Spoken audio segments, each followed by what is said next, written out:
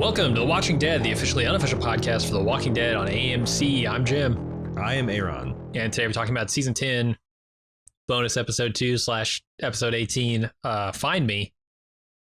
Aaron, what'd you think of this episode?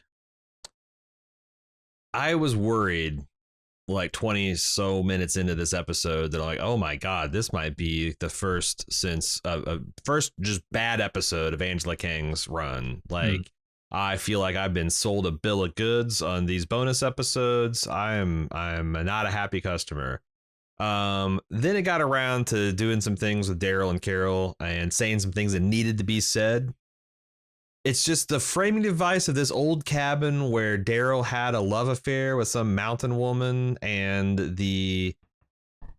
just the realities of the situation, of this sad little map that Daryl drew, this supposed mountain man that can't fucking explore a couple hundred acres in the course of 3, 4, however many fucking years he's going up and down this creek, and he's can't find this cabin even though it lives in his back. It's silly, and also violated, like, didn't we all decide that Daryl was asexual at some point? Well, I think we said like de facto asexual, right? Because we haven't seen him go for anyone. Well, here we do.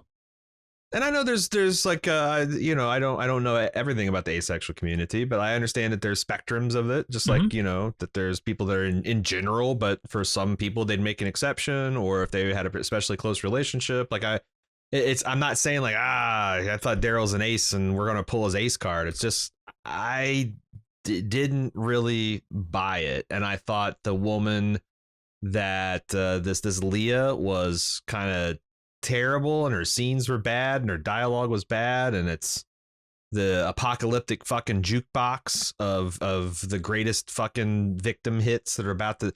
So yeah, but the stuff with Daryl and Carol did need to happen. And I actually think it's a weird way to kind of keep some suspense about the spinoff. Because they got a lot of road to pave to get to that spinoff from here. Yeah, now it's not a question of will they survive, but it's like, will they both answer these big questions they have about each other? Yeah, in a plausible way to go forward. They also might be laying some romantic tracks with Daryl and Carol after all these fucking years. I don't know, man. So what did you think of the episode? I mostly liked it. I think there are a couple of scenes that, wow, it really falls apart. It's like, I don't know if it's pandemic writing or what, but it's god awful. It's just bad writing. Super I'll talk about those when we get there. But I liked how it gave us some things that we wanted to know about Daryl. Like, what did he do during those 5 fucking years in the wilderness, right? Those were big questions, like seeing him actually trying to search for Rick, which you kind of get in this episode, but not a ton, right? It's more focused around his relationship with this woman, Leah, during that time. But I thought it was nice that they went back and tried to fill in that gap with whatever. And I guess I wasn't like disappointed that Daryl had a romantic relationship. I was more excited for him. Like, it's a monumental milestone in Daryl's life, right? Post-apocalyptic life. I think like a lot of people were kind of waiting for something like this, and they probably liked seeing it. I know I did. Okay, yeah. I'm not arguing with your other points. Your take's the same as mine, except for you just genuinely liked seeing Daryl. I just felt like I didn't feel like there was any chemistry or anything beyond what they were telling, not showing about the characters. It didn't feel like, I think Daryl has chemistry with Carol. I thought Daryl had chemistry with Doodlebug. This just generic tough girl character in the woods, like, didn't feel like a real character. Like, even as she was telling me her backstory, I'm like, what the fuck, dude? Are you on like, you're like, words mean things like family and sister and son and military unit and like none, like this is like, I don't know what the hell you're talking about. Like, is this a real? Yeah, was this I just didn't. It didn't make sense. It didn't make sense to me. Yeah, that scene makes no sense. That scene, you have to. I don't know if you're like me, if you're as shockingly imperceptive as I am, or something. Then you had to fucking stop that scene and rewind it 4 times and try and figure out didn't really make sense when her train of thought switches from one thing to the next, and it's damn near impossible to decipher what she's talking about at any moment in that scene, because there are no big contextual clues that it gives you. And for Daryl standing by watching her talk about this, it's got to be just a whirlwind of confusion going on in his brain, because A, he's got to deal with some emotions here, which is not easy for Daryl, period. But then B, he's got to deal with the fragments of stories he's getting. That scene is very poorly written. And it doesn't hurt or doesn't help that Norman Reedus is just sitting there like a fucking carved wood statue. Yeah. And I know, and I don't know, because like, I don't know what I think about him as an actor. He does some good work. We get some really good feral Daryl, like when he's like fussing with Carol in here. And like, I remember liking him in Boondock Saints, but I don't know. The thing is like, whether he's a good actor or bad actor, I'm pretty sure he was directed to act that way, because that's how Daryl's not the person who's going to come up and like give you a big hug. Oh, for sure. But it makes for a very stilted, like, I don't care about anything this lady's saying. Daryl doesn't seem like he cares about it. Like, what the fuck? So weird. It's weird. Left me confused. Yeah, I find it weird the way that Carol was acting at the beginning of this episode too. I don't know if she's like putting on like a happy face and trying to like gloss over all of the real shit that is between them or what, but like it felt tonally very strange. I think they did it just so they could contrast it with like 5 years ago her.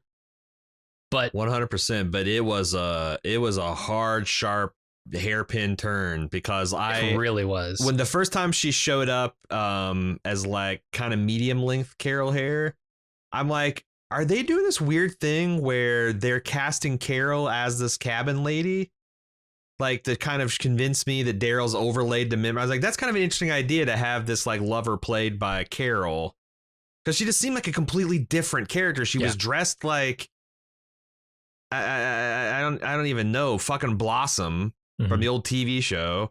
She shows up like this flower child hippie with like this medium length straw white hair. I didn't know what to make of it. And when I finally figured out what was going on, I'm like, huh. But yeah, but like I said, the last 20 minutes with Carol and Daryl needed to fucking happen. All that shit needed to get said. That was great. I feel like this is where the pandemic sucks, because like maybe this would have been better spooled off as like the B plot of stronger episodes. You know, take 2 or 3. Like, okay, Daryl and Carol are on this mission, and you do just a little bit more, or maybe I'd like, if you didn't have to have a whole episode that's centered on these two, you could just dispense the love affair plot, which I think if this is just a conversation that like Carol and Daryl have the first time they get away from people, where it's not a life and death situation, and they're just out camping and they're like getting some shit taken care of, that's awesome.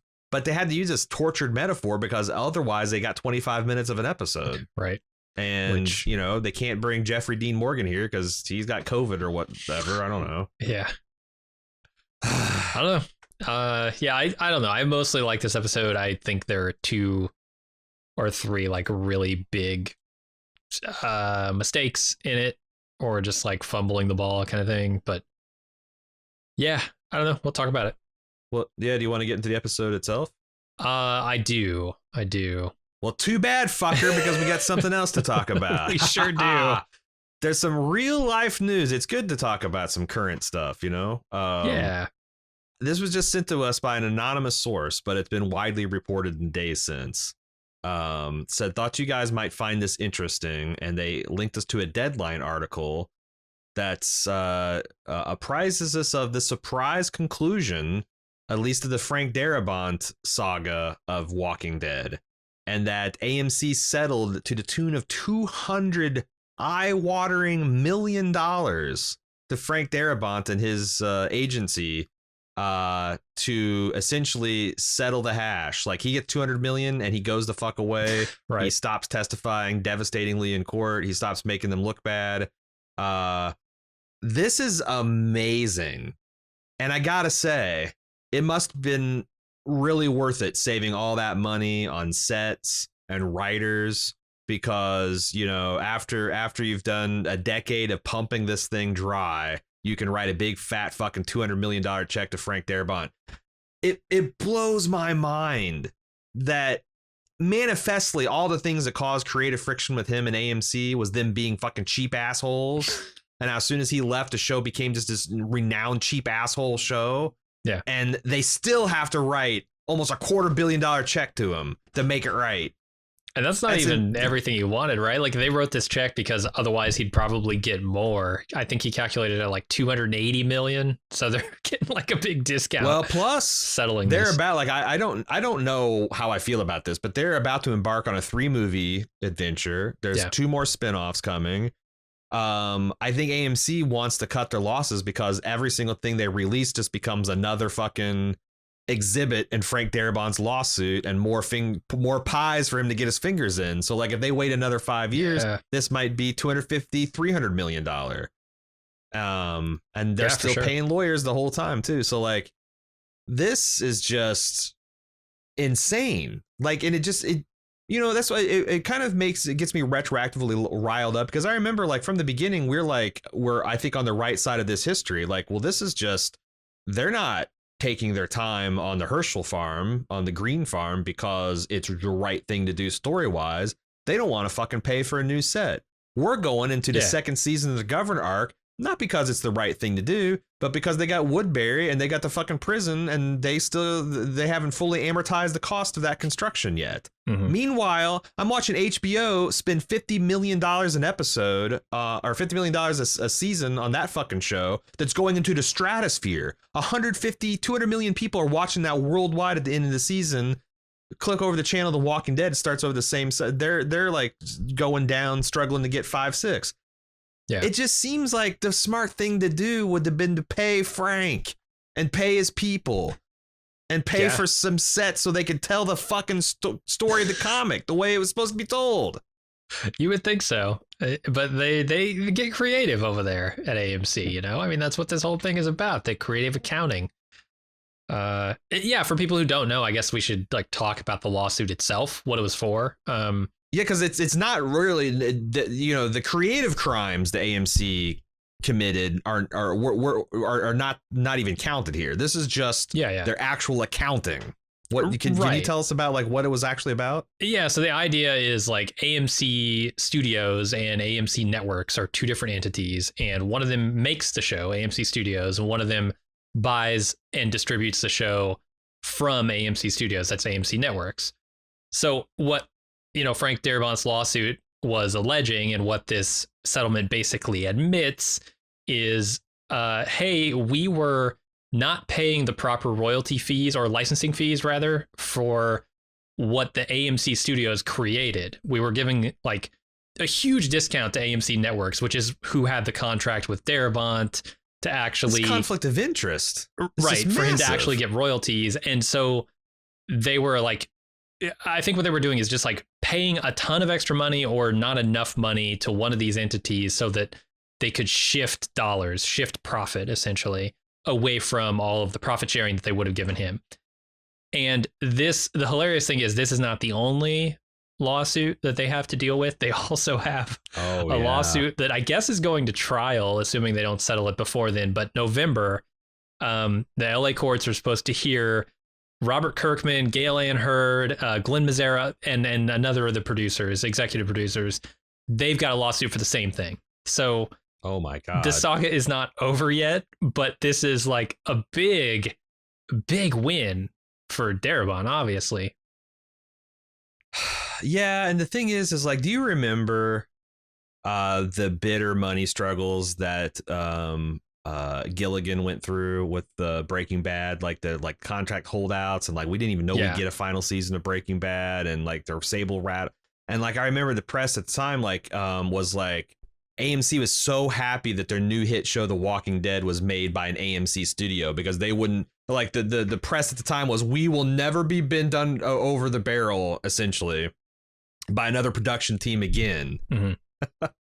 10 years later, the monkey paw twitches and they're going to be bent over multiple barrels by multiple people because it turns out you still can't fucking commit crime. You can't fucking screw people over even when it's the left hand screwing the right hand. Right. Like you got to still honor contracts and you got to fulfill obligations and you got to, you know, share the money. And we talked about the buckets of money this show. This is just unchecked greed and where it always ends up. And unfortunately, I imagine all the people that made these deals are probably long gone at AMC, and the team that's left behind is the one that's got to have to pay the penalty. But I don't know. If I was a shareholder, I would be pissed, but I'm not. So I'm curious to see if this second lawsuit does go to trial, because like the other thing I'd be worried about if I were AMC with their creative accounting is legit no shit tax fraud. Like, are they shifting money around creatively and in ways that like the IRS is going to be interested in, or just Frank Darabont? Because you go to trial and those things get laid bare, right? Which might be why they settled this, and maybe we'll settle the other one as well. I didn't think of the other liability here. The potential criminal liability, but I don't know. Can the feds, because the thing I've heard about the IRS is they don't got enough money. They're broke. Right. They're like taking Ubers to and from. They're no Frank Darabonts, right? Yeah, they're no Frank Darabonts. They're not the ones that knock nowadays. So I don't and I don't even know, like in civil court, can like the feds raid through stuff to, I guess they can, it's public information. But yeah, maybe they're worried about that too. It could be. It's just speculation. I don't know anything about their accounting, but yeah, apparently it's very creative. Yeah, I wonder. It's just like, again, it's I've said this many times. There is an alternate universe where Frank Darabont remained the sure hand on this helm and steered it to a phenomenal Emmy award winning 10-season run. And Game of Thrones shit the bed the last 3 seasons, and it's the consensus best show in the last decade. Like that was what they were set for with those because I think season 1 of The Walking Dead is in the league of Game of Thrones season 1. Yeah, because Game of Thrones season 1 wasn't Game of Thrones season 3, right? Right. But instead of like getting stronger and stronger and more budget and better stars and better writers and better directors, it was, you know, this toilet bowl swirl of less experienced showrunners going to less experienced showrunners, hiring people off the fucking animated Drek line. Yeah, you know, this is well-worn history. Rangers, yeah, and even after all that cost saving and greed, you're still getting fucked. You're still going to end up having to pay more, and without the, you know, the huge audiences and accolades you've done if you just told the fucking, you know, story the way it's supposed to be told. Yep. So well, look what you did. Look what you did to yourself. Quit hurting yourself, AMC. There's no way after this settlement. I think, because even the article we read said that they were rattling sabers. Like, the lawyers have to, like, until the ink is dry, you can't be like, well, the AMC's actually flop sweating in chambers and they're desperate to settle. You have to be like, we are confident in our claims and we are ready to prosecute this to the fullest extent, right up into the point where you roll over and die, fall on your sword. So for sure, fully announcing whatever deal I don't even particularly like Kirkman and especially Mazzara, but I like the AMC executives even less. So sure, this is popcorn worthy entertainment. Now we can move on to the episode. All right, we start off with Daryl having some trouble starting his bike, and Carol invites herself along on his journey, wherever he's going, out hunting or something. I don't know. Once he gets it started, Daryl dropped his map. I thought they were making him look pretty dumb right off the bat. Just like, Daryl, the master tracker dropping his map, and then as the episode progresses, you see how important this map is to him, and you're like, oh god, Daryl dropped that important map. But yeah, I don't know, and the weird vibe between Daryl and Carol starts right here in the beginning. They sort of are then stalk through the woods, find this dead deer, and it makes them head toward the river. And this is like very strange Carol. I don't know. How'd you feel about that? Was she seems a little more bubbly than I expected a Carol in this time to be. This to me feels like Melissa McBride has come back after being away from the show for 18 months and trying to get back into swing of the character. And also they're probably a lot of her and Norman Reedus having legitimate affection for each other. And some of that on-screen and off-screen dynamic bleeds over, and it led to her being kind of coming across as ditzy. Yeah. It's very playful kind of vibe, which doesn't mesh with what I know of their history right now. Yeah, like some of that is like this like squabbling sibling energy. Is fine, and I guess like this might be them experimenting with trying to find a tone to the new show. It's like, what do we want the dynamic of these? Is this like a buddy cop where they're kind of busting each other's balls? Is this like brother and sister, they're essentially family, and or is it like, is this going to be a will they won't like moonlighting with Bruce Willis and Sybil Shepherd type of deal? I fucking don't know, and this episode's kind of all over the place with that.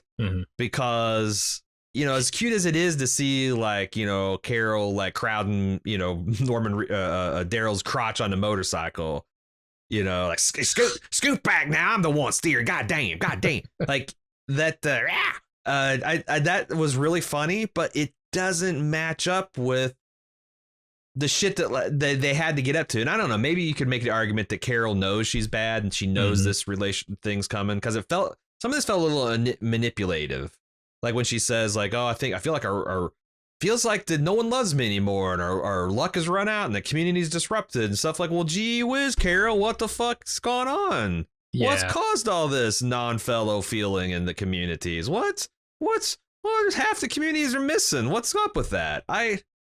There was definitely something off, and I wasn't sure how much it was deliberate and how much of it was COVID shit and what, but it felt off. Yeah, almost like she was trying to prompt a conversation to happen, but turns out she wasn't. It just happened organically. It felt a little weird. There's a lot of it. Like she's like got this, like I got the super foot. It felt like very little sister energy. And then she's overfeeding his dog, and Daryl's like, "Come on, we don't need all that." But like it was a lot of the same thing in the first 10 minutes. And it felt a little bit too buddy cop energy or squabbling sibling energy. Right. And then Carol gets a cramp in her foot, and they decide they're going to go spearfishing, and she nails it in one. Yeah, her superfoot, supposed superfoot. She nails it in one. They eat. Carol has a hard time filleting the fish, which we'll find out Daryl knows how to fillet a fish because later in the episode or earlier in his timeline. We can fillet a fish because he's fucking Daryl. We don't have to invent a filleting origin story for him. He's been filleting fish since he was 4 years old. No, surely not. They're not suggesting that he didn't know how to fillet a fish. I would have thought he knew as well, but I thought also that they did that in this episode. But anyway, Carol worries that their luck has run out before dog runs off after something, and Daryl and Carol chase it, and it leads them to a house where Daryl sees a phantom girl and dog sitting on the porch. That's all I can call them right now because we don't know yet what they are. Yeah. I've said like in season 9, I think that I took a lot of, mid-pandemic comfort from the stoicism of Daryl. Like he had a couple choice quotes about like when he's talking to Lydia about how you don't, have to accept when things get shitty, you don't have to put up with it. And this line here where he's like, Carol's going off on doomer mode and being like, this world, the dead, it's all going to catch up to you eventually. And he's like, only if we let it. I ain't going to let it. I was like, fuck yeah, that's a cool, like, yeah, the world's a miserable place, and and worse, it's unfeeling and doesn't care. But like, we don't have to put up with that collectively or individually. Fuck that. I like that. Okay, and you weren't Daryl's becoming my retroactively spirit disappointed animal. where that philosophy came from? Well, that's the thing. Yeah, it gets tainted. Okay. It gets tainted. But honestly, like, you know, like that, like, I don't believe the relationship, but the fact that Daryl took a couple positive things from another human being's relationship, that's not bad writing. No, that's the part I her liked actual of it. character was the dumpster fire. All right. I was worried this is going to be the Walking in the Woods episode that you feared last episode was going to be. And we get They're doing of a lot of that because, you know, outdoor wide open spaces. I get it. That's going to be a backbone of any COVID protocol for sure. It just jarring because it's the return of the bad old days, probably for necessity instead of just laziness. Like, God, do we want to scout locations or do we just want to walk in, you know? But it also made it. I just don't like, I don't feel like any of these show writers have ever like gone out and played in the woods. Because this isn't the right part for this criticism. Let me put a pin in this. Let's keep moving on. All right. So Carol suggests they stay the night at the house, and Daryl looks around, spots a grave, and then starts to remember his life at this house 5 years ago. Can we talk about how this is visualized? Because unfortunately, last night, like this new thing on Apple TV, Apple TV Plus just came out. It's Keegan Michael Key is in it. Cecily Strong's in. It's called Schmigadoon, which is a send up of an old God damn it, who's the guy in Singing in the Rain? Gene fucking Space Gene Kelly. Okay, thank you for the musical assist, Jim. So it's a send up of an old Gene Kelly musical Brigadoon. Where he goes out on a hunting walk and gets transported to this mystical land 100 years ago. This looks exactly like the effect of the leprechaun that takes the Schmigadoon, like this emerald mist seeping up, and I literally watched the first 2 episodes of Schmigadoon, and then like, you know, I should go ahead and get my first watch of Walking Dead in tonight. It went right into that, and it did not help the comparison because it looks terrible. It's so fucking bad, man. Yeah, they blanket everything with like this gold kind of filter, I would say. Everything it's like on Golden Pond being pumped full of fucking VX nerve gas is what it looks like. Yeah. Was I having a stroke? Was there green gas? There was like, okay, I was like, you're looking at me like there's like, what, green gas? What is there? It's like fucking carbon monoxide leaking in his home, maybe, but I didn't see it in the episode. No, it's in there. I mean, I'm sure there's green gas. I noticed the gold tint to everything more than I thought. Loki might be enchanting it.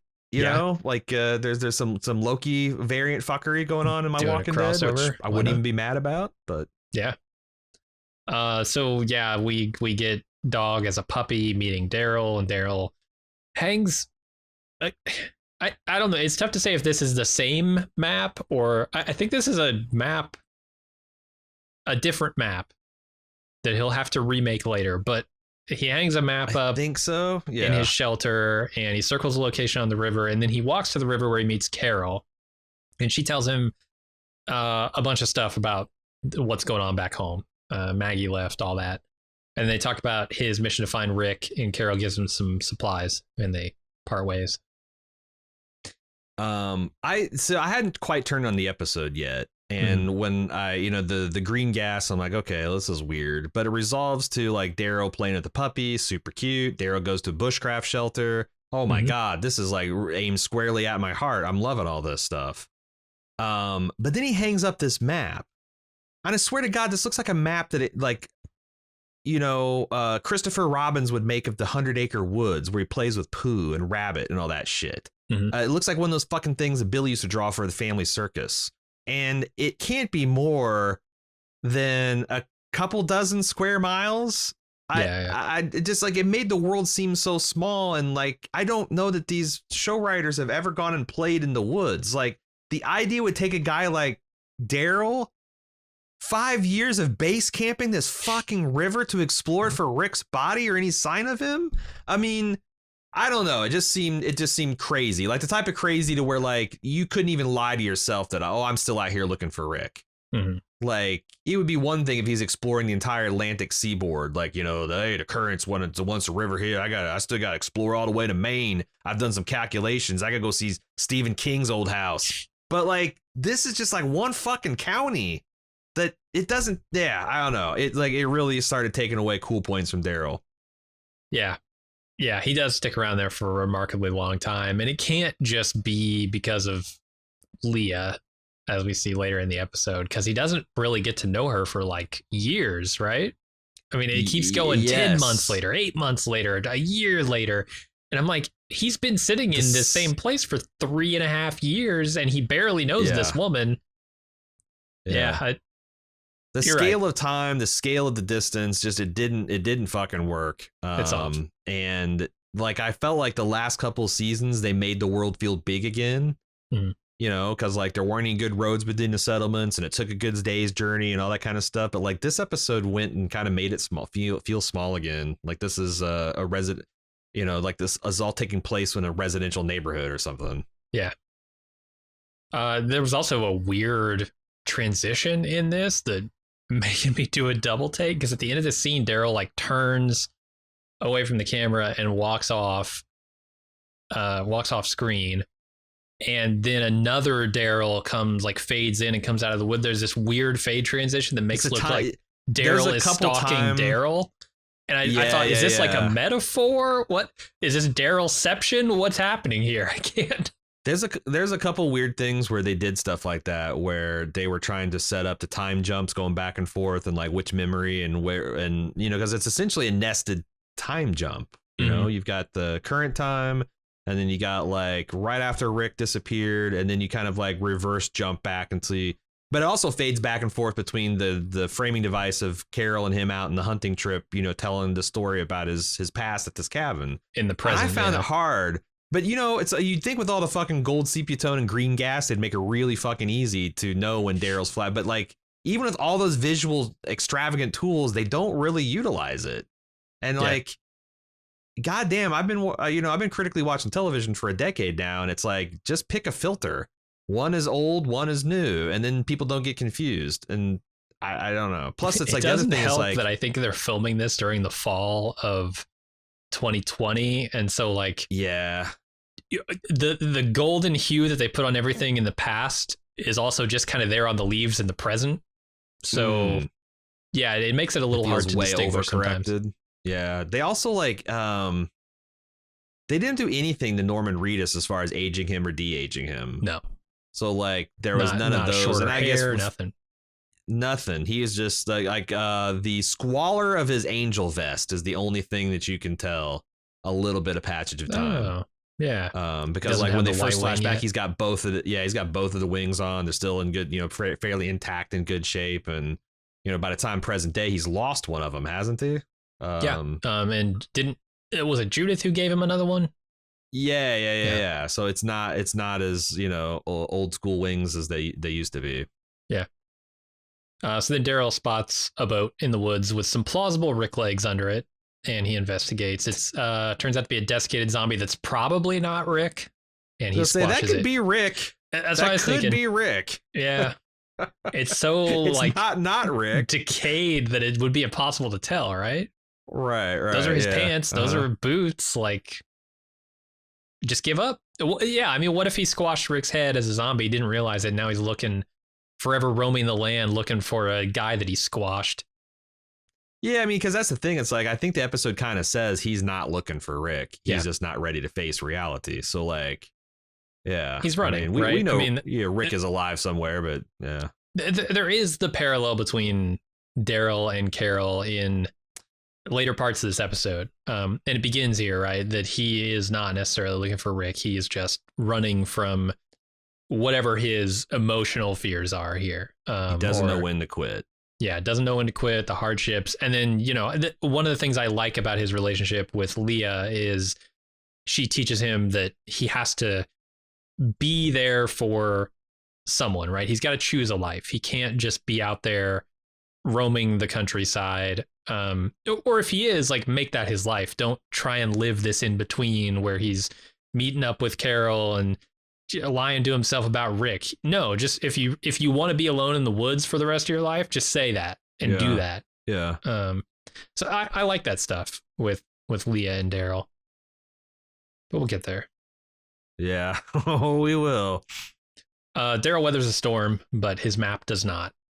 And I can't believe how much water comes down right on this map. It's kind of hilarious. Here's the thing. So I've gotten in, like, one of my pandemic hobbies is this bushcrafting stuff. I started watching a bunch of YouTubers where they just go out in the woods and they just build shit with their bare hands. And I feel like that Daryl, fucking bushcrafter, but Daryl can't even keep rain off of his head in his own goddamn shelter that he's had years to improve.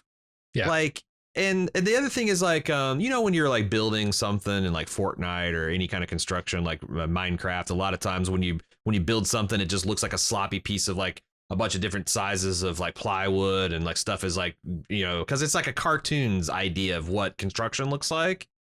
Daryl's bushcraft shelter is made like that. There's like big pieces of corrugated aluminum, but they're not in like any kind of like straight line, like someone used them intentionally. It looks like Daryl just like hung it up at a 45-degree angle, nail, put another one up at a 30-degree angle, nail. Hell, it looks like a big metal band-aid. That's how you build a shelter. Like, and he's just sitting here having his Lieutenant Dan strapped to the fishing to the shrimp boat moment as his map's disintegrating because he just can't make shelter. Like he's a bushcraft guy that can't make shelter. How the hell does he live? This is the East Coast. This is not a tropical place where you can just fuck around with exposure, man. His ass could die. Yeah. Hypothermia. It's real. Yeah, they talk about it later in this episode. They bring it up. I get the feeling that, like, whoever's writing this show has a thing for people who should know what they're doing that are barely getting by on the skills they have. Because look at the blacksmith. Like, this lean-to thing that he's got going reminds me of like the first blacksmith's shelter, right? Yeah. Like, he sets up a shop. He doesn't know what he's doing. He needs examples of a shelter to build a fucking shelter. So, he needs a Boy Scout manual. It's to pound the decent A-frame together. Yeah. Yeah, it's ridiculous. So I guess that extends to our arch badass Daryl, which kind of sucks because I think more of him than the writers do, apparently. And like the thing is he could have made like a really cool rustic, like lean-to kind of looking thing, and it's kind of that.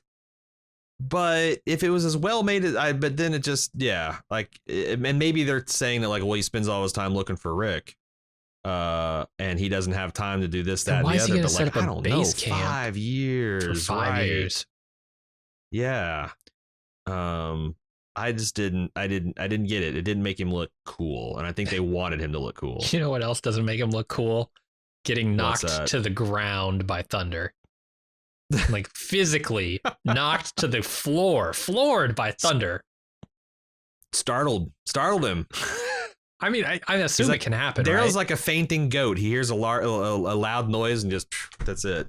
I mean, I've heard some cracks of thunder that gave me a bit of a shake. Jump. And I bet if that happened like right above me, it'd be devastating with no shelter. But like, yeah, badass Daryl just floored by thunder. Yeah. Anyway, 1 year later, Daryl's made another map. He's still looking for Rick in the same old rundown shack. He comes across the house and dog, and then he runs into the house, and he's attacked by a woman who forces him to stay. What the hell happened in this scene? Like, Daryl, this dog came to meet Daryl. Did Daryl know about the cabin? Because that's the other thing. This thing is a short walk from his base camp, but he's never been to this cabin before. Right. Well, has he been searching the river? Is that why? Well, I'm just like, how did the zombie, like, I'm just trying to. Oh, the zombie is a huge problem. There's this cabin 5 minutes from Daryl's camp that he's never seen before. And this woman's a badass loner who has military service, and she's been living in zombie apocalypse for years by herself. She somehow invited a gentleman caller that's a zombie inside her parlor. He fooled her. revealed he's a zombie once he sat down for tea, and she locked herself in the bathroom and was loading her shotgun, ready to come out and deal with the zombie. Meanwhile, the dog's like, I've never seen my mom not be able to handle a zombie before. This is some weird shit. He runs out the open door, goes, grabs Daryl, who comes back along the path. She's just loading so many shotguns into this double barrel shotgun. Like the double barrel shotgun, it must hold like 100 shotgun shells, right? Sure. Not 2, 100. Daryl comes back. There's the zombie. He puts it out just in time for her to come out with her fully 100 shell loaded shotgun to be like, what the fuck are you doing here, dude? It's Herschel's Did shotgun. I recap what happened, right? I think so, yeah. Like, it shocked me that a woman who could survive. The show continues to forget that we are years into an all-out zombie apocalypse that has devastated the population, and anyone surviving has to be constantly on high alert, especially if they live alone. Especially if they live alone. Very competent surviving or has a compelling story for why they're not. Like, you were one of Negan's wives and you fled the destruction of Savior Town, and you've never had to fight. All you know how to do is look pretty and wear pumps. Someone protect you. This is not her backstory. No. How did a lone zombie get in there, let alone corner her into the bathroom or wherever she was at? Yeah, and if it did, how has this not happened before and it's gone horribly wrong for her and she died? Like 100%. Yeah. There's like multiple problems with the setup of this. But the thing is like, this what annoys me is this like felt so writerly, because the writers are like, we need Daryl to confront Carol about how single-minded she has been and how she doesn't accept compromise. She doesn't work as a team. She just gets in her. I know we'll create a situation where Daryl loses his fucking mind for like 5 years while Carol's relatively sane and trying to bring him back into civilization so they can, but like, that's dumb, man. Like, did Daryl need to have to go through the exact same thing as Carol for Daryl to be able to call her on it? Like, I don't know. It does feel really writerly. Didn't hold together for me. I don't know. I thought it helped. I think there are a couple of things they're doing in this episode that helps. Like in this next scene, where we're back in the present and Dog digs up the floorboards and finds this box. Carol finds the box, which has some stuff in it that makes her realize that he hasn't told her the full story about something that we as an audience don't know about yet, which I think is interesting because that like strengthens the bond between these characters. You know, it's like us as sort of the omniscient outside viewer should know about this before Carol does. But the fact that she knows it before we do, like, says, hey, they have a real relationship off screen that I thought that was kind of cool. And they immediately like jump in and clue the audience in, which is fine. But to me, it was like, oh, yeah, there's something that a conversation they've had at some point that we weren't privy to, but was meaningful. Right. But she now knows that there's something you've been holding out on me and you got to tell me whatever you want to tell me. Which gives us as an audience the opportunity to get in on that story, which I liked. Yeah. And the woman drags, we're back in the past here. A woman drags the walker body outside as Daryl sits with his hands bound to a chair. She points the shotgun at him and asks him who he is. He tells her his name and he's just trying to help. She says, what kind of help you think I need? And Daryl says, how about keeping walkers out of the room you sleep in? Huh? How about that? Yeah. It's basically got 4 walls and 1 zombie in it. I don't know. Seems like way too many zombies to wall ratios. Trying to help you out with that. Like, yep. It's like you come across someone that's like shit their pants and you take pity on them. Like, oh my God, this could happen to any one of us. You sneeze too hard after eating a burrito from Taco Bell and it could be there, but for the grace of God, go high. And you try to start, you get some baby wipes. I'm a dad. I got baby wipes to start, and they smack you. What are you doing? Acting like I don't know what's going. Like, no, dude, you're going down the pants with shit and breeches. You can't tell me that you don't need help. You're in a zombie apocalypse. You got a zombie living with you. You need some help, lady. Right. This isn't a fucking Odd Couple. Yeah, so she takes offense to that and she cuts him free, says, get the hell out of my house. And he asks her name, but she won't tell him. Also, here's another thing. Did you notice the way Daryl puts his backpack on? No. Daryl took his backpack and put it on like I imagine a child would put on a vest. He like flips it over his shoulders and like the pack weighs like the only thing he's got in there is a pack of Kleenex, not a box. Like the little packs they sell at gas stations that have like 3 packs. That's the only thing. This has 0 weight. This motherfucker is carrying his whole life's possessions on his back and it has 0. Like this is a prop backpack. It drives me crazy when like like actors gesture with like a coffee cup that's supposed to be full of coffee, and it is like. Can you throw like I don't know 10 pounds of weight in his backpack so Norman Reedus acts like a normal person putting on a backpack? Right. Yeah, I didn't notice it, but totally. Yeah. Also, I encourage anyone that values backpack accuracy to check out the scene for textbook bad backpack. I mean, I have more nitpicks if we really want to nitpick. This rope, she ties him up with this rope.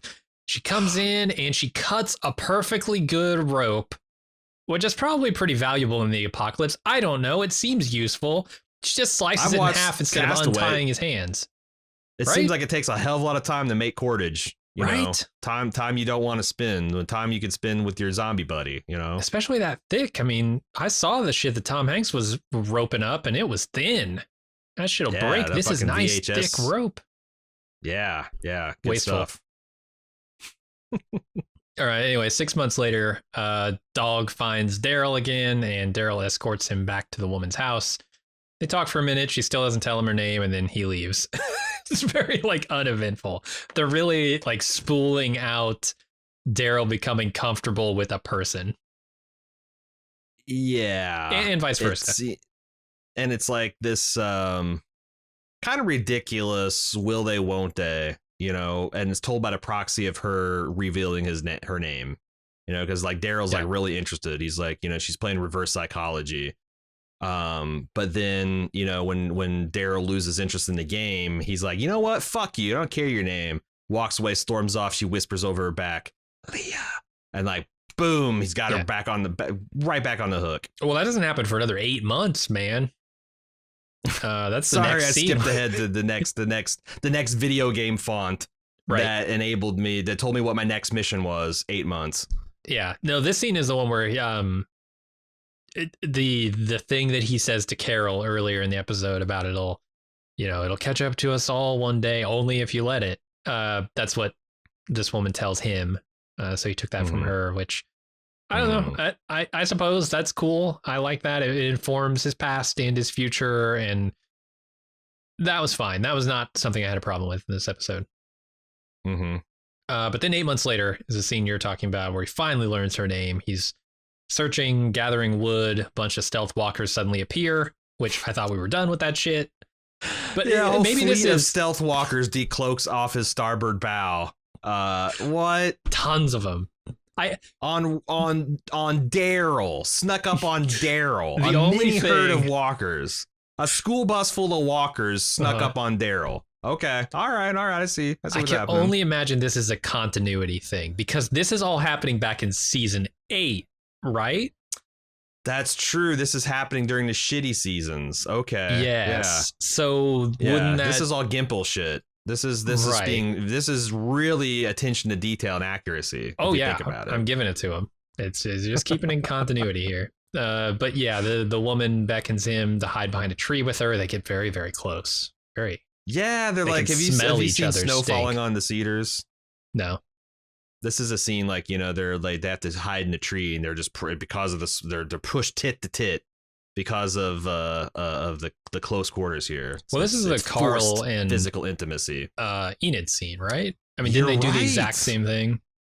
You're fucking right. They did have a snow falling on cedars moment. Mm-hmm. Yeah. So we get another one of those. That movie. And then Daryl says, "Stay away from my camp." And she says, "Fine. My name's Leah. Bye." Yeah. This is the way the people that want each other to stay away from their camps behave. Oh yeah. This is like Indiana Jones, like having a slap fight with the Nazi before he finally French kisses her and fucks her in Venice, right? You know. Sure. Like, I hate pushy men and I hate fast women, as like they're stripping and getting like already starting to fuck. Yeah. Yeah, except this time it involves a dead fish. except for there was actually a lot of chemistry between Harrison Ford and that actor. There's all. Do you buy the chemistry here between? It's Leah tough because, and, like you said, Daryl's just told to, be a wild dog and a stone statue of a wild dog. I don't know. It's tough to say. She's like with Daryl. throwing B-list soap opera kind of acting heat. Yeah. Like she just found out that her lover is actually his evil brother from Panama, who's been posing as a plastic surgeon, and she's swinging for the daytime Emmys. Not going to get it, but she's wanting a nom. She's wanting a nom this year. I thought she was good when she was being threatening. I did not think she was good when she started to open up. But the material is so fucking bad. I don't know if I blame her. Really bad. Because this speech that's coming up, my God, we'll talk about it. Because she's a trend. The thing is like when I first saw her, I'm like, okay, all right, kind of like a badass mountain woman for Daryl, attractive, kind of like right in that Daryl. But then it's just like every time she opened up her mouth, I'm like, oh my God, it's a horror show. I think it should have been like Mags Bennett. I wanted to see Mags Bennett in this, in a 5-year montage love affair with Daryl. Make him a nice glass of apple pie.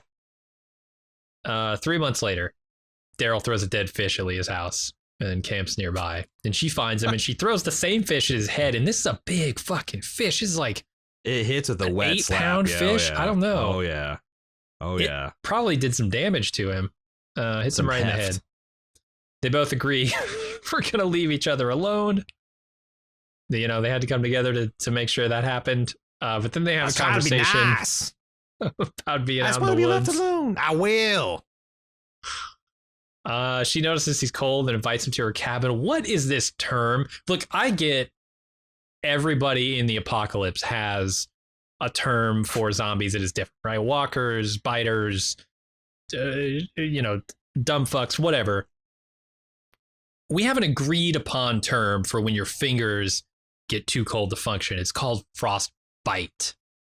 What is this frost nip shit she's going on about? I don't know. I've heard Frank Sinatra tell that Jack Frost can nip at your nose.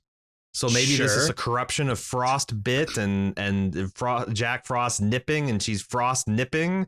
I don't know if this is like pop versus soda versus cola. It's that kind of regional difference. I've never in my life heard frost nip. And also, like, I think it's hilarious. Daryl's like, I've been frostbit. It got better. And she's like, well, what happens if it's like, if you get frostbite and it's not medically treated, you lose a toe. Is Daryl saying that he's got no toes? He's missing a pinky? Yeah. I wonder if he's got like just a few missing toes. That could be. I don't know. I don't know. But it was weird. It's a plight of the rural poor. Sometimes you miss a toe. This happens. It's true. He goes to her cabin and he wakes in the night to find Leah hunched over a broken picture of her and a boy. She tells Daryl the Cliff Notes story of her squad, how they got together, and the longer, much more graphic story of her nephew who, correct me if I'm wrong, because I had big asterisks on all of these terms you're throwing around. Squad, right. Nephew. Yeah, because I have no idea. And I just couldn't follow her thought pattern here. Like, she is jumping from story to story. But what I think happened, her nephew became her son after his mom died during childbirth. But that wasn't her sister. That was just a member of her squad. And that's basically like family, right? Is in the same way that Rick's a brother. Okay, now I see what they're doing here. Yeah, and then this is very fast and furious family rules, but yeah. They track. And then that kid died of a zombie bite. I don't know. I needed a fucking mind map to get through this scene. I started writing 100%. Down like, what are the feelings I get when I hear these? Because maybe that'll inform what she's talking about. I couldn't tell the timing on this because at some point she jumps from a story about her sister dying when Matthew was born, right? She says like, this is another problem. She says, my sister died during childbirth. He became my nephew. And then the story just kind of continues from there, but not. She goes, this doesn't even matter. She runs out of the room and then cries out a window, and Daryl follows her, and then the story continues. Yeah. what what I think you're supposed to notice, what Daryl couldn't possibly notice. So I imagine Daryl standing in the corner, confused as can be. There is a grave marker outside. Yep. That you're supposed to realize is her son. And in the conversation, 3 foot from the house foundation, without anybody like saying anything about it, like switches to the mode of her talking about the day that her squad was attacked, which I thought she was still talking about the birth of her nephew. And so like when she said that the dog was also pregnant with dog, I was like, okay, so the kid is born, his mother dies, he becomes the son of his mother's sister while dog is pregnant with dog, and on the same day he's eaten by walkers and dog gives birth to dog. So this is all happening on the same day. But how is that possible? So because she has a picture of him as like a 12-year-old, but he died on the day that his mother had him. At least six. The math does not work on this. The math does not work on this at all. And but you're supposed to understand that like dog is her son through the transitive property of her crazy brain that like anyone that she's spent 5 minutes with is related to her. I think Daryl's her brother now. Pre-incarnated into a dog. Yeah, I think that's literally and that's why there's so much like you don't need to give me an emotional backstory for why a man loves his dog. Walking Dead. No, like they just fucking do. Man's best friend. Have you ever heard the phrase? But I feel like this dog is special. This dog is literally the son of his dead lover that he had mysteriously this whole time. Yeah, it was so like over the top with the trying to be gut wrenching, and I wasn't buying any of it because I couldn't fucking follow any of it. But it was so over the top that I expected her to turn around and say, "I'm pregnant with dog's baby, and it's yours now. It's your son." Right? Yeah. The doctor who delivered the father my was nephew, Merle. and also the dog was also pregnant with me. Like none of it made any sense. None of it. No, and she's terrible, and like you said, it's bad material, but I think it's like one of those Ouroboroses of just awfulness where a bad script is being handed to a bad actor who is just destroying the whatever values. You get Anthony Hopkins, maybe he can do something with this, but she's not Anthony Hopkins. Right. It's pretty bad. I did think that, like, I will say that one grace note is when they handed the trauma ball to Norman Reedus. When he's talking about, she's like, well, who did you lose? And he's like, my brother. And I'm like, oh, he's talking about Merle. Right. But then as he tells the story, I'm like, wait, Merle didn't die of an accident. And he's like, oh, he's talking about Rick. Yeah, that was good. I thought that was because it's not the first time they've talked about themselves as brothers. Mm-hmm. But like, I thought that was really sweet. It's a nice callback. And all Norman Reedus has to do is kind of look thoughtfully into the middle distance to have me like really sold that he's like torn up about Rick. So like, all this her talking a mess is horseshit, but like I really appreciated the stuff about Daryl and Rick here. Yeah, me too. Then we move on to Leah teaching Daryl to spearfish. Like this is why I think he can't fillet a fish until this scene, because she's teaching him how to fish, I guess. No, I thought they were making a comparison. See, here's where I thought, like, are they laying romantic tracks for Carol? Because this is exactly what happened with Carol, where Carol, like, you know, is lucky on the first time. And then they make a direct reference to this girl who Daryl falls in love with being handy with the fish gigger. All right. I think he's just expressing surprise that someone who has never gigged a fish before, like, because there's things there's refraction. You got to aim like a little lower than you think you're aiming because you've seen the straw going into the glass and it's off centered and. Sure. So I think he's just expressing surprise at her being good at this thing. And you're supposed to draw a connection to Carol and I guess the effect, but I don't know. They spent so long with Daryl keeping Carol at an arm's length, and she's expressed obvious interest in him in seasons past. It feels weird that now they would during the spinoff that they would turn this into some kind of moonlighting thing. Am I crazy? Or when her family dies for the 5th time, I guess she's ready to make a go of whatever's left. I don't know. Yeah. or maybe they're like, you know, we got to scrap as big an audience from The Walking Dead. So let's let's pretend to the shippers that we might actually do something, but let's pretend to the people who think that they just have a brother-sister relationship. There's lots of brother-sister banter. That energy can never go sexual. Like, it's go. like they're doing Schrodinger's ship here to try to keep everybody invested. Yeah. Could be. I don't know, because I'm kind of at a loss as to how exactly they get back to something that looks like a spinoff for these two characters in one season. But yeah, that's the drama. That's it's a long ass season too. Yeah. But yeah.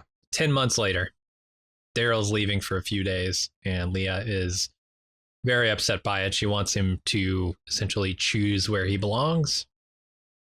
And he makes that choice, but it's not one she likes because he's out in the woods with his map when Carol swings by his shelter, and Daryl tells her he's moving. Carol says it might be a while before she comes back because she wants him to find some peace with Rick being gone, but Daryl's too stubborn for that. Been beating these 100 acres for a long time now. Carol got to move on another 50. Yeah. This is the shortest honeymoon of all time. They go from sucking and fucking, and 10 months later, everything's busted. Mm-hmm. It seems like the obvious solution is just go back to Alexandria with him, dummy. Yes. That would make a ton of sense. But they don't, because that's what Carol probably wants to do. Let's just fuck off on a boat, you and me. And they need to have some kind of tension, which I guess is smart. Because again, the tension isn't whether Carol and Daryl are going to live now. It's going to be, how does the relationship survive when it seems like it's on such shaky ground? Like, all this is just a very labored metaphor for what's going on with Carol and Daryl right now. And like, kind of wish they just had Carol and Daryl work this shit out rather than through the lens of this flashback. But can only say that so many times in a single podcast review. It's the law. You can only make the same criticism 3 times and they cut you off. iTunes just mutes. I Walking Dead does so many broken, damaged people. Like, it's rare. I can't even think of an instance where we found a healthy human being in all this. I don't think there's any left. It's like this world. How can there not be shitty. any? How can there be any? When you're running from zombies literally all the time. There's no government, there's no medicine, there's no education system. Like, yeah, I mean, I don't know. Rick is like, I guess, the closest thing we got after he went insane and came back. Yeah, the from man that. who thinks he's getting phone calls on an unplugged phone. He's the paragon of mental. The man who bit another man's throat out with his bare teeth. Paragon. That was good reason of for mental that. health. Good reason. That's true. I'm not saying it wasn't justified. I'm just saying that, like, everyone's been through a Throat Ripper 3 at this point in the zombie apocalypse, and they're all crazy. Yeah, but he came back around. It's true. His mercy prevailed over his craziness. You know, they're going to continue to do this until the end of the show, or the end of the property, right? The Walking Dead as a thing. It's kind of the hallmark of the show. So I don't know. It's like, is this woman going to want to go back to Alexandria? Because that's the only reason I could think is like, she's so broken that she doesn't want to go to Alexandria. No, Daryl's looking for Rick. He's not going to Alexandria.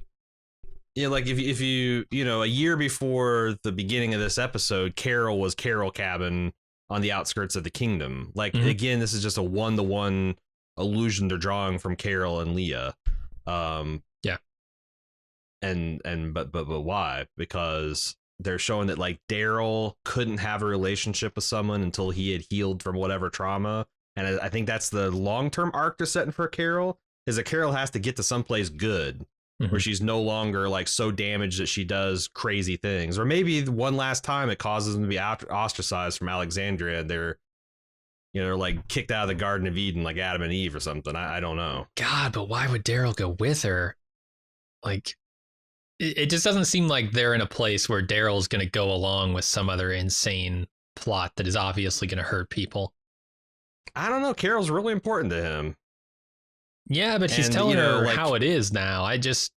Well, but he told Leah how it was, walked off and regretted it, said, come and find me. So, like, maybe he's learned his lesson that he's got and I'm not saying it's like romantic, but he's got a connection to this person. He doesn't want to lightly throw it away. Yeah. Which kind of makes sense. Good for him. I like that. Yeah. And he take this information in the last season, like all the times he reassured Carol, I'm not, I'm still your friend. I'm not going anywhere. I'm still your friend. Not going anywhere. Like, but now he's changing his tune, as we're going to get to in the next few scenes. So Daryl finds Leah's cabin Leah-less, but Dog is still there. And he draws Leah a map of where he's headed and a note to come find him, then takes off into the woods with Dog following. She's dead, right? I assume.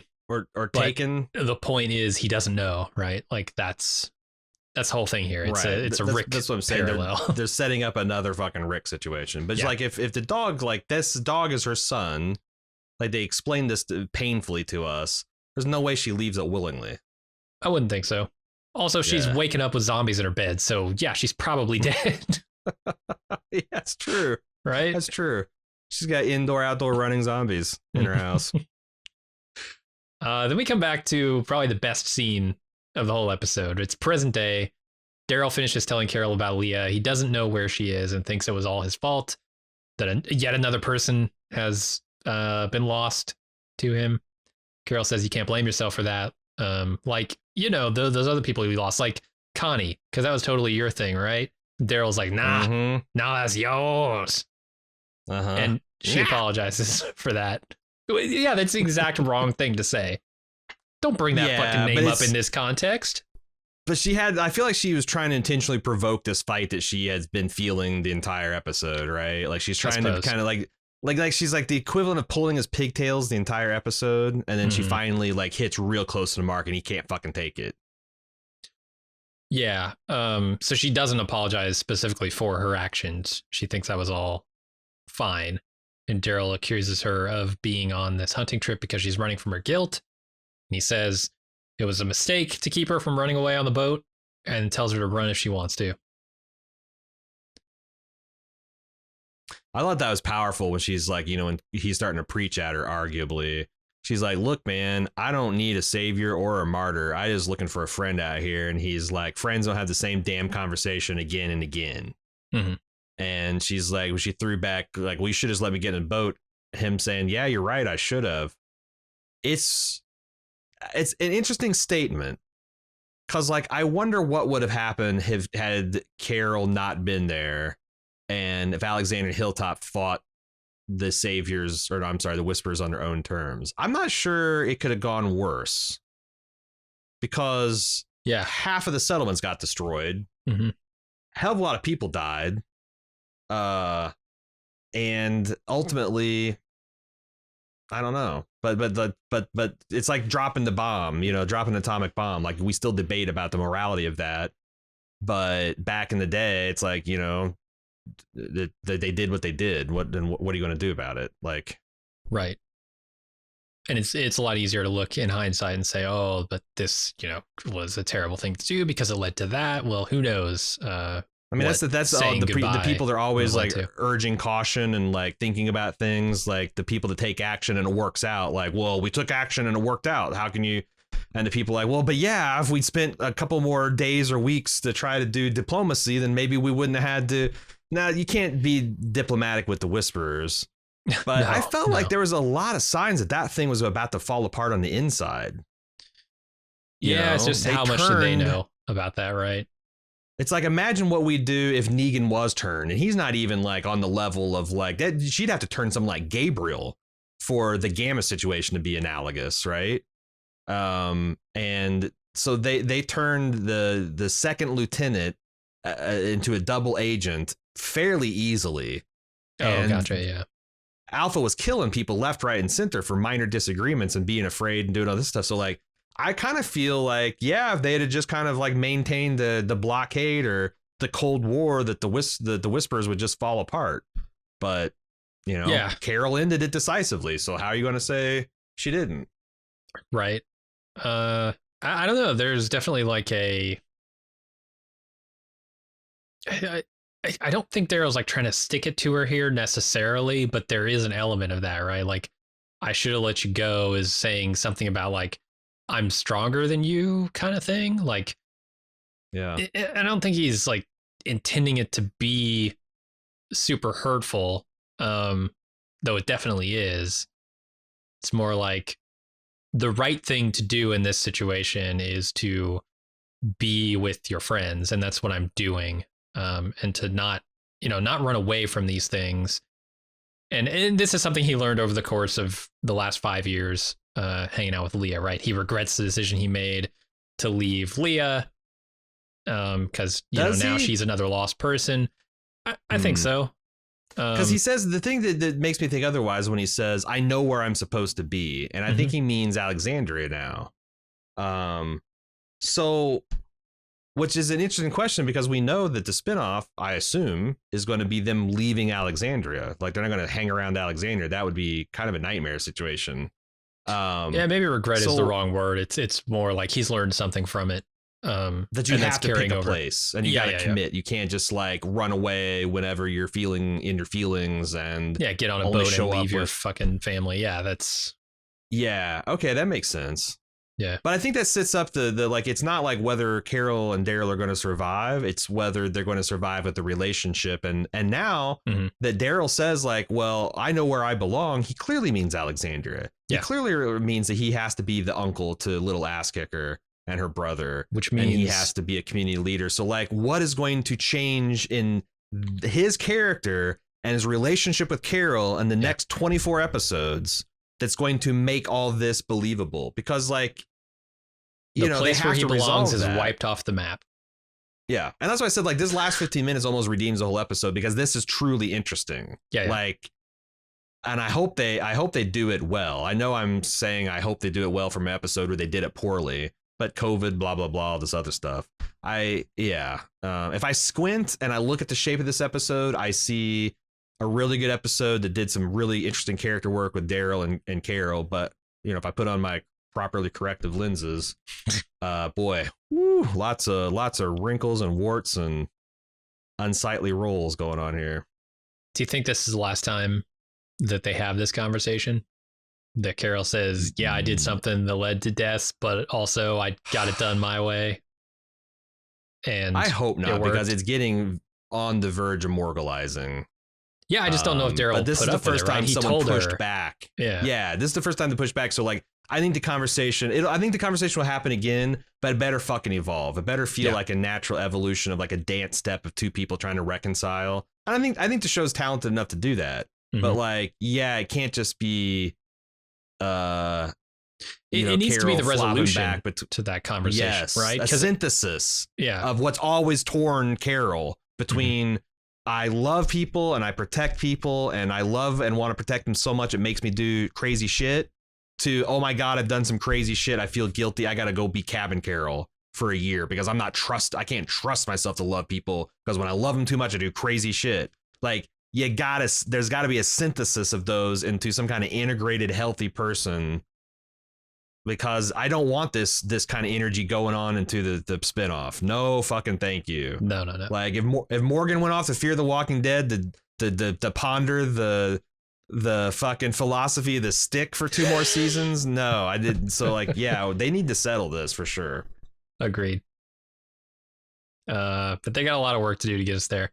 All right, that's it for the episode. Do we have some feedback to do? Yeah, we do. If you'd like to send us feedback, do so at watchingdead@baldmove.com, and we will consider your feedback. First up was Ando, who sent us a message saying, was so hoping the mask would come off to reveal it was Heath all along, having mastered the art of the key card. Keep up the great work. I will confess that there was a split second where that mask was going up and I saw it was a black man.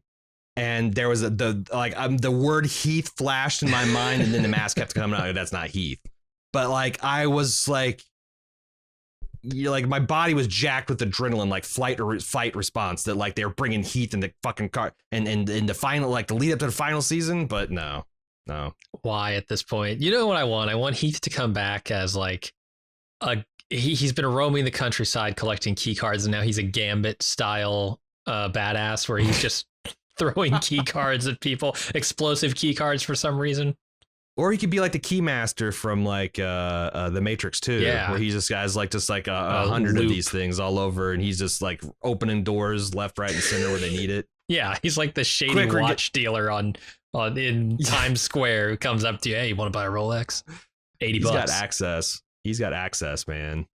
God. All right, let's move along to Dan, who says, a lot of the same things that we were saying. I don't understand the geography of this episode. How is it that Daryl could be so close to this woman in the cabin for years and not know it's there?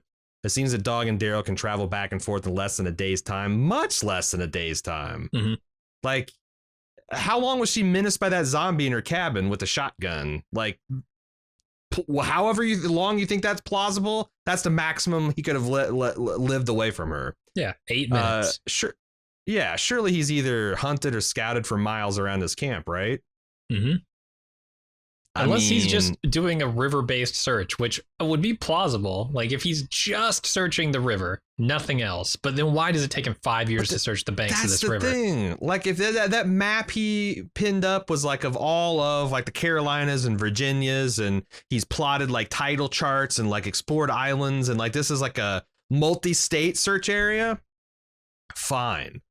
But there's no fucking way that this man cannot explore 100% of this river as depicted on the map in a 5-year time. But like, I also like people like, well, that's not the point, Aaron. The point is he's traumatized by the loss of his brother and he can't face him because there's a shame and there's this guilt and it's all okay, fine. But like, just have him be like Carol Cabin, Camp Daryl. He's not out there saying he's searching for Daryl. He just doesn't want to come back. He's non-commit. I don't know. I just felt like there's better ways to tell the story. Or have him search hundreds of miles of riverfront while he's pondering that, right? Like you created this artificial story of this woman in a cabin. Have her go with him or something on this journey. Like don't have them stay in one location because that's stupid. The problem is this is a suburb of Washington, D.C. canonically. So like it can't, the river flows to the ocean. Like there can't be hundreds of miles of river to explore. The geography just doesn't work that way. You don't, you tell a different story. You just have a bottle episode of Carol and like, I mean, not to put too fine a point on it, but I watched the Breaking Bad shove two men into an underground box and they had but one deep-seated emotional issue to talk about. And the tension of watching them talk around that and it made one of the most electrifying hours of television I've ever seen. You don't need to gussy up Daryl and Carol going off and fucking burying the hatchet or putting the hatchet in each other's skulls if they're really dug in about it. Like the tension, like we all knew that they needed to talk this.